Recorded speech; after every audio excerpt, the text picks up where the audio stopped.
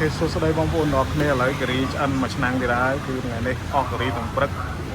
បងប្អូនអាចសាកបានថ្មីនេះអូយមានជើងណាស់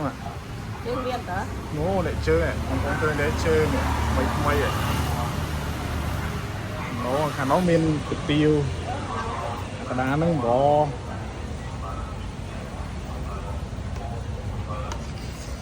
ឈ្ងុយហ្មងបងប្អូនអើយសាច់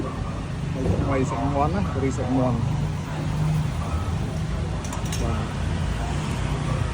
ណាចូលចិត្តជើងឯងមានថ្មីអាចមកសាកបានមកអស់ដើតាមបាវណាក៏បានដែរសើទៅអ៊ីផានឹងបញ្ចុកសៀមរាបបាទចឹងអាចអស់ដើបានណាបងប្អូនអរគ្នា